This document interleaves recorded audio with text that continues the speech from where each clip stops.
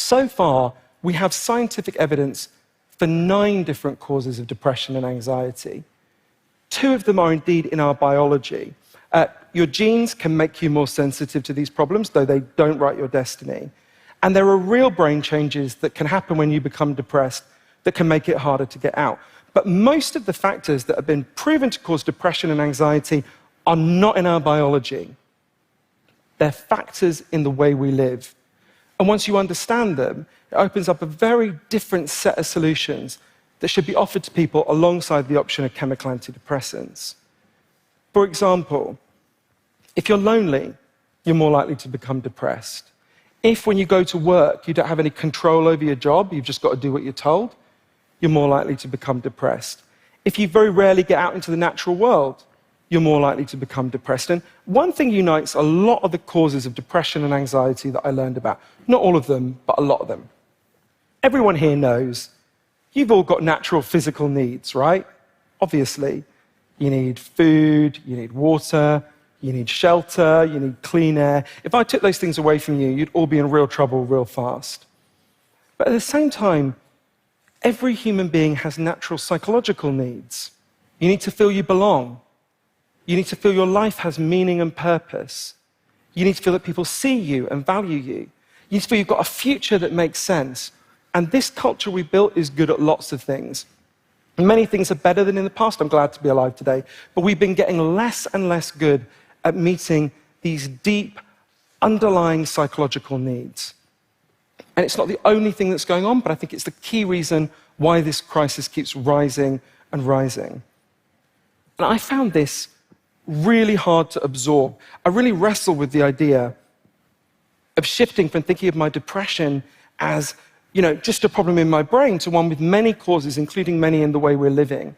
And it only really began to fall into place for me when one day I went to interview a South African psychiatrist named Dr. Derek Summerfield, who's a great guy. And Dr. Summerfield happened to be in Cambodia in 2001 when they first introduced chemical antidepressants for people in that country. And the local doctors, the Cambodians, had never heard of these drugs, so they were like, what are they? And he explained. And they said to him, oh, we don't need them. We've already got antidepressants. And he was like, what do you mean? He thought they were going to talk about some kind of herbal remedy like, I don't know, St. John's wort, ginkgo biloba, something like that.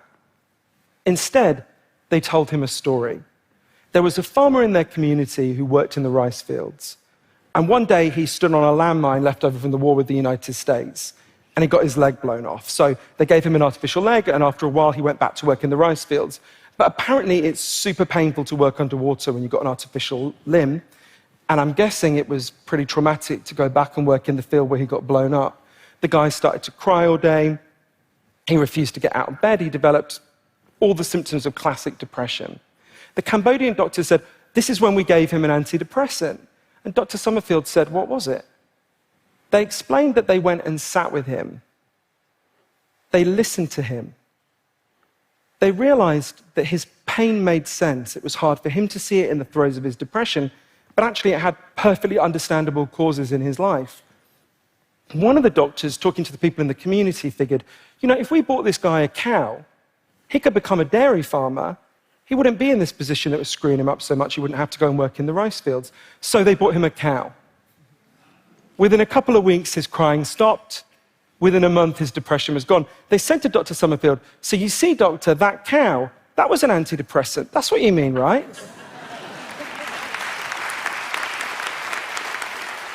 We are the loneliest society in human history. There was a recent study that asked Americans, do you feel like you're no longer close to anyone? And 39% of people said that described them, no longer close to anyone. In the international measurements of loneliness, Britain and the rest of Europe are just behind the US, in case anyone here is feeling smug. And I spent a lot of time discussing this with the leading expert in the world on loneliness, an incredible man named Professor John Cacioppo, who was at Chicago, and I thought a lot about one question his work poses to us. So Professor Cacioppo asked, why do we exist? Why are we here? Why are we alive? One key reason is that our ancestors on the savannas of Africa were really good at one thing. They weren't bigger than the animals they took down a lot of the time.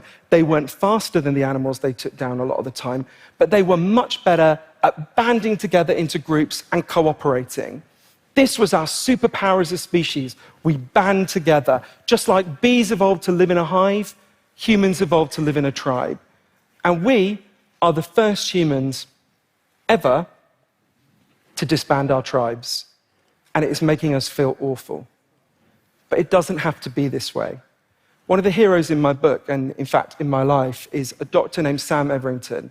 He's a general practitioner in a poor part of East London where I lived for many years. And Sam was really uncomfortable because he had loads of patients coming to him with terrible depression and anxiety. And like me, he's not opposed to chemical antidepressants. He thinks they give some relief to some people. But he could see two things. Firstly, his patients were depressed and anxious a lot of the time for totally understandable reasons, like loneliness. And secondly, although the drugs were giving some relief to some people, for many people, they didn't solve the problem, the underlying problem. So one day, Sam decided to pioneer a different approach. A woman came to his center, his medical center, called Lisa Cunningham. I got to know Lisa later. And Lisa had been shut away in her home with crippling depression and anxiety for 7 years. And when she came to Sam's center, she was told, don't worry, we'll carry on giving you these drugs, but we're also going to prescribe something else. We're going to prescribe for you to come here to this center twice a week to meet with a group of other depressed and anxious people, not to talk about how miserable you are, but to figure out something meaningful you can all do together so you won't be lonely and you won't feel like life is pointless.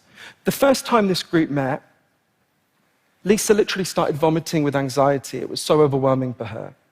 But people rubbed her back, the group started talking. They were like, what could we do? These are inner-city East London people like me. They didn't know anything about gardening. They were like, why don't we learn gardening? There was an area behind the doctor's offices that was just like scrubland. They were like, why don't we make this into a garden? So they started to take books out of the library. They started to watch YouTube clips. They started to get their fingers in the soil. They started to learn the rhythms of the seasons. There's a lot of evidence that exposure to the natural world is a really powerful antidepressant. But they started to do something even more important. They started to form a tribe. They started to form a group. They started to care about each other. If one of them didn't show up, the others would go looking for them, say, hey, you okay? Help them figure out what was troubling them that day. The way Lisa put it to me, as the garden began to bloom, we began to bloom. This approach is called social prescribing. It's spreading all over Europe. And there's a small but growing body of evidence suggesting it can produce real and meaningful falls in depression and anxiety. And one day I remember standing in the garden that Lisa and her once depressed friends had built. It's a really beautiful garden. And having this thought, it's very much inspired by a guy called Professor Hugh Mackay in Australia. I was thinking, so often when people feel down in this culture, what we say to them, I'm sure everyone here said it, I have, is we say, oh, you just need to be you, be yourself. And I realized actually what we should say to people is, don't be you. Don't be yourself. Be us. Be we. Be part of a group.